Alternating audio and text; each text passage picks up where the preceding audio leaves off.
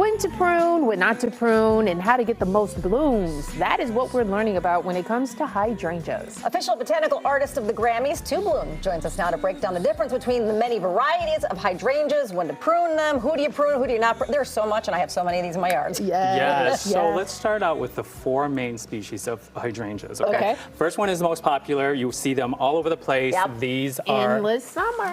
Yes, Yeah, and so these are called, you know, the variety is Endless Summer, but or the brand is Endless Summer, but these are called large leaf hydrangeas. Okay. And these are the most common and also commonly mistakenly pruned. Okay. So these you do not prune at fall. Okay. And they grow, the blooms grow on, the new growth and the blooms come from old wood. So you want to just kind of wait till early spring to see all the new buds come out of the stem.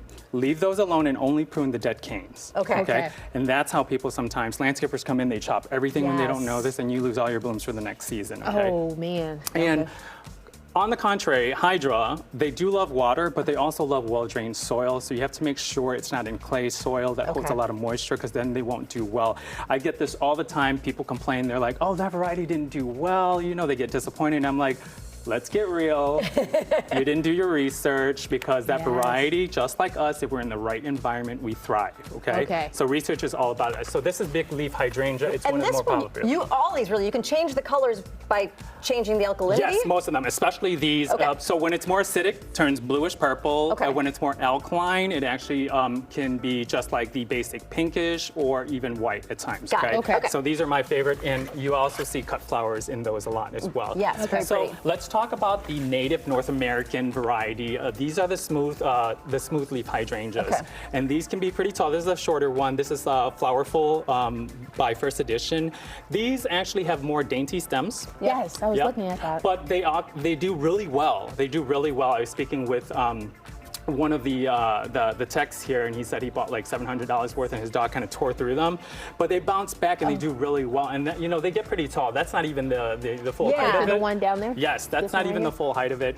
I like these because they turn kind of like a green at the end of the season, and you literally can cut them and just let them dry out, and they petrify like that. So cool. they're great. They're great for multiple use as well. Now these actually, at the early onset of winter, you can prune back about a third, even up to a half. Because they grow on new growth. They grow on new growth. Okay. So they'll do, you know, exceptionally well. Again, they love part shade, but they will thrive in full sun as well if you have the right moisture for them as well. Okay. Okay, so that's number 2. What's number 3? Third variety is Panicle. Okay, these are actually growing in popularity. I love these because they are so impactful, and they have a transition in color throughout the season. So this is, I believe, Berry White by First Edition, and they start out white. Their flower form is almost conal. Yes. And these actually, as the evenings cool down, they go from white to a pink to a burgundy. Oh, pretty. And these get pretty tall too, like 3.5 feet, right? They do. So if you've ever heard of a hydrangea tree, these are the ones they train to be trees, because they do really well in tree form. What about pruning those? Pruning those, you can go, again, early winter, you can go back to about a third.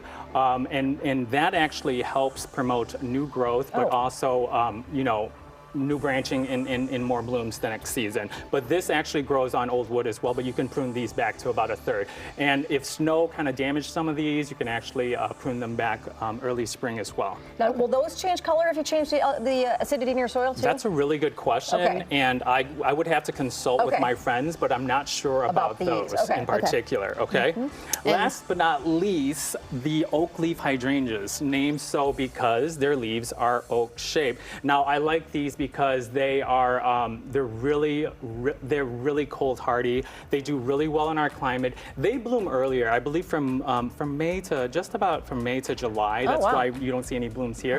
But what I like about this is that they're one of the few hydrangeas where the leaf transitions in color just like the autumn. So they'll change, and the leaves can be on upwards to almost like dinner plates. So they're pretty even without the blooms. Yes, they're pretty even without the bloom. And if you can see, some of their bark actually starts peeling in the winter and throughout the growing season, so that has an interest in itself too. Yeah. So as with all flowering varieties, you should fertilize them with a high phosphorus or a bloom fertilizer at least 2 to 3 times from spring all the way into like late summer. That'll actually help promote multiple blooms, larger blooms, and more profuse blooms, okay? Oh, because but each flower has all this information on like these tags and such, so you really should be reading.